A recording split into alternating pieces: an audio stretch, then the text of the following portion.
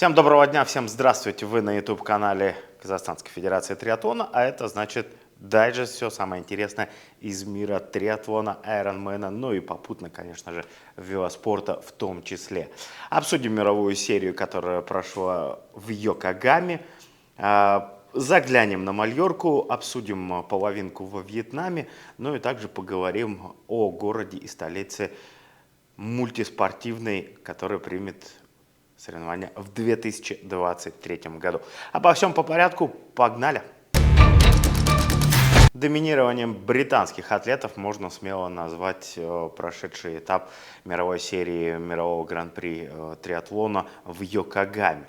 Что нужно знать? Ну, во-первых, то, что оба победителя и в мужской и в женской гонке представляют Британию. Но мало того, на подиуме еще есть люди, которые являются так или иначе подданными британской короны. Ну, давайте обо всем по порядку. Итак, начнем с женской гонкой. Здесь, в принципе, наверное, все ожидали то, что Флора Даффи покажет снова свои выдающиеся результаты, свое выдающееся время, но не тут-то было. Всех удивило, в том числе, наверное, и нас с вами, Джорджия Тейлор Браун, которая, несмотря на 7-й результат в плавании, на 6-й результат в велозаезде, с отставанием в 6 секунд после второй транзитной зоны сумела на финишном створе на последних километрах вырвать это первое место. Ее результат на олимпийской дистанции 1 час 51 минута и 44 секунды. Второй стала представительницей Франции, что тоже удивительно, потому что вряд ли кто ожидал вообще увидеть француженок. Но вот Леони Перро сумела поместиться между Браун и Даффи. Ну а сама главная героиня, да, Флора Даффи, которая представляет Бермуды, показала результат 1 час 51 минуту и 55 секунд. Третье место, с учетом того, что Флора давно, скажем так, не выступала и активно себя не проявляла, да и я думаю, что после прошедшего сезона чемпионского, золотого, не знаю, какого угодно, как угодно можно называть этот сезон, я думаю, что имеет полное право потихоньку вот так вот втягиваться в новый сезон, в этот. Поэтому третье место для нее, я думаю, что очень даже неплохо. Конечно, наверняка ставит максимум в каждой гонке, но опять же нужно понимать, как готовилась, как подходила и сколько отдыхала. Давайте к мужской гонке переходить. Там тоже, как я говорил, британцы. Алекс И. Конечно же, куда же без него. Сейчас любой старт международного триатлона, это, наверное, немыслимо. Олимпийский чемпион, победитель неоднократных этапов Кубка мира, да, мировой серии. Ну и вот британец снова показал свой класс. 1 час 43 минуты и 30 секунд у Алекса. И нужно сказать, что он снова продемонстрировал лучший бег. В принципе, здесь нет ничего удивительного. На каждом практически этапе, где он выступает, если он в отличной форме, если он претендует на подиум или на высшую строчку, то он постоянно показывает лучший результат. Его время на беге на 10 километрах составило 28 минут и 15 секунд. Ну, вот можете сами подумать, да. Не все легкоатлеты выбегают десятку из 30. Вторым стал недавний триумфатор арены Games новозеландец Хайден Уайлд. Он показал 1 час 43 минуты и 40 секунд. Ну а третьим стал Лео Бержере из Франции. 1 час 43:59. В общем-то, в принципе, да, наверное, можно сказать, что подиумы похожи, за исключением того, что Бермуды и Новая Зеландия, да, представляют разные страны. А так, по представителю Британии, представителю Франции, все, как и полагается, все сошлось воедино. И интересная борьба и у женщин, интересная борьба и у мужчин. Было на что посмотреть в этом первом этапе мировой серии Гран-при Кубка мира. Еще раз напоминаю, Джорджия Тейлор Браун у девушек и Алекс И у мужчин. Вот такие результаты.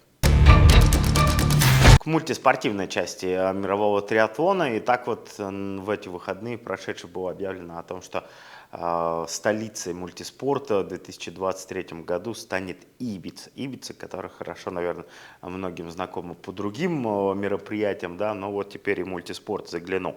В частности, было объявлено, что в Санта-Эвуалии пройдут гонки акватлона и дуатлона. В Сан-Антонио станет идеальным местом для кросс-триатлона и кросс-дуатлона. Но столицу острова Ибица примет участников мирового первенства по триатлону на длинные дистанции и аквабайку. Средиземноморский остров, на котором в 2018 году проходила европейская версия турнира, готов принять спортсменов со всего мира. Об этом сообщила не только Марисоль Касада, но и, собственно говоря, все представители Ибицы, которые выступали за то, чтобы этот Средиземноморский остров принимал, да, вот такие мероприятия. Так что снова Испания, снова в Европе, да, никуда далеко стараются сейчас не уезжать, чтобы меньше было передвижений. Но вот все чаще и чаще какие-то гранд-туры, кубки и вот в частности мультиспорт, да, потихоньку переезжает именно в Испанию. Удобно, удобно, я думаю, что география позволяет и все к этому располагается. Чемпионат мира по триатлону мультиспорту 2022 года, напомню, пройдет в Таурге Муреши. 6 по 12 июня соревнования по дуатлону, кросс-триатлону, кросс-дуатлону в румынском городке. Акватлон, аквабайк и триатлон на длинной дистанции в 2022 году пройдут в Самарине, это в Словакии, с 18 по 21 августа, лишний раз напоминаем. Так что, если вы любитель дуатлонной дистанции, акватлонов, или же, опять же, кросс-триатлона и кросс-дуатлона, то вот готовьтесь потихоньку. В этом году Румыния и Словакия, а в следующем Ибица.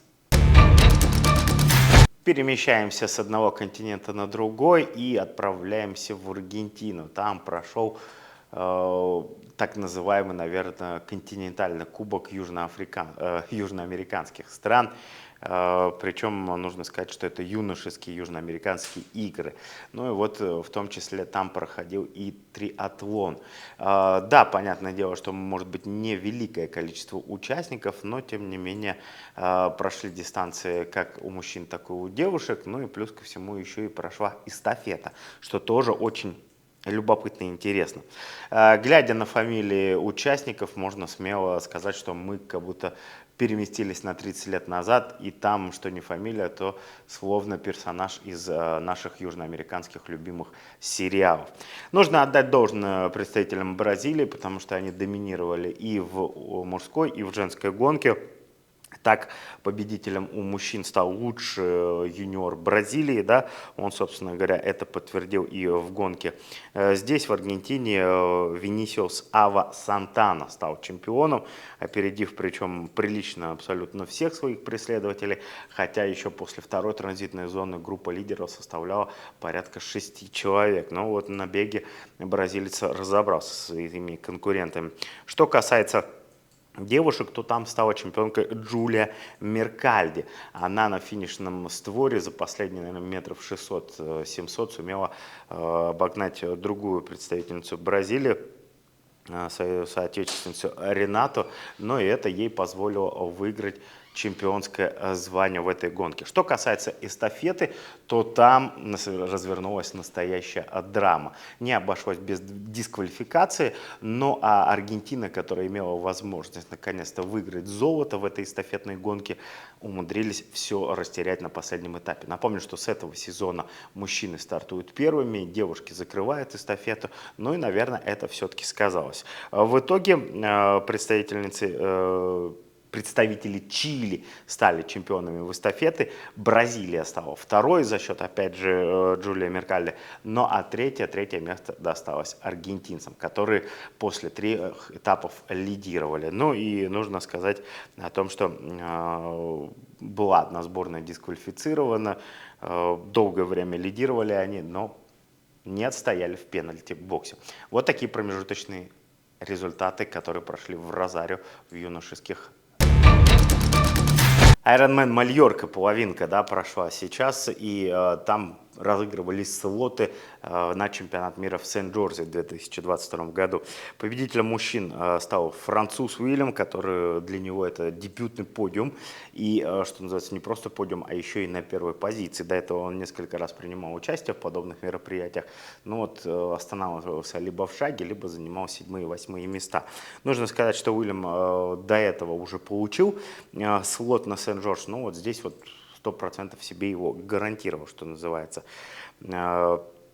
Что нужно еще знать? Ну, гонка сама по себе получилась достаточно интересной и в необычном формате, да, близкий, наверное, формат был больше к триатлону, чем к айронмену, но вот в таких условиях сумел француз показать одно из лучших времен на этой дистанции. Что касается девушек, то тут нужно отметить Эмилу Палант, также Никола Спиринг и Манон Жане. Многие из них принимали участие совсем недавно в Олимпийских играх и в Лондоне, и затем кто-то из них принимал участие в Токио, в частности Никола Спиринг, да, который в топ-6 финишировал неоднократно на Олимпийских играх, вот тоже сумела забраться на подиум у девушек на Айронмене в Мальорке. Что еще нужно знать? Ну, во-первых, нужно знать, что Даниэла Клейзер стала шестой. Это, наверное, тоже один из главных претендентов на чемпионское звание в Сент-Джордже. Все-таки, как ни крути, хозяйка трассы, я думаю, должна там знать практически все повороты и все уголочки. Если посмотреть на другие половинки, которые параллельно проходили, в первую очередь, наверное, переместимся на азиатский континент и во Вьетнаме посмотрим. Нужно сказать, что много выходцев из постсоветского региона принимало участие: Армения, Эстония, Казахстан, Латвия, Литва, Молдова и Россия. Вот во Вьетнаме российским атлетам засчитали все старты и допустили их к соревнованиям, и плюс все официальные результаты подтвердили. Что касается наших представителей, то вот Антон Волков показал 5 часов 4 минуты 56 секунд, Александр Тутюнников показал результат 6 часов 43 минуты и 36 секунд и успешно финишировали. Также вот нужно отметить, что 8 мая совсем недавно человек принимал участие на первом этапе Тимир-Адам, да, в Туркестане. Андрей Шарипов, который стал вторым в своей группе в возрастной 35-39, показал хорошее время. И 9-е место в абсолютном зачете он финишировал. Так что тут тоже можно это отметить. Что еще нужно знать? Казахстанец Алмаз Бралинов финишировал с результатом 5 часов 9 минут и 46 секунд. Второе место в своей возрастной категории 18-24. Поздравляем.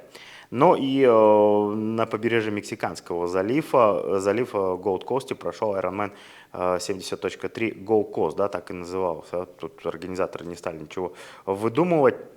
Там тоже организаторы засчитали всем российским атлетам соревнования, но лучшим участником среди казахстанцев стал Алмаз Нургалиев.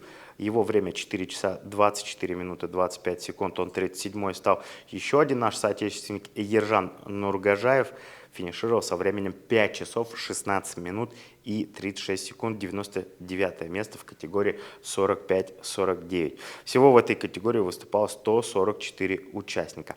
Алматинец Павел Артюшенко финишировал за 3 часа 43 минуты и 2 секунды и стал обладателем второго места в категории 40-44.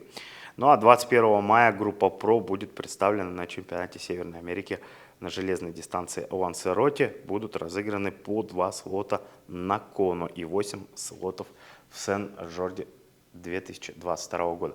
Вот такие результаты, вот такие новости за прошедшую неделю. Всем большое спасибо. Не забывайте лайк, дизлайк, комментарий, ну и колокольчик в том числе. До новых встреч. Болейте на здоровье.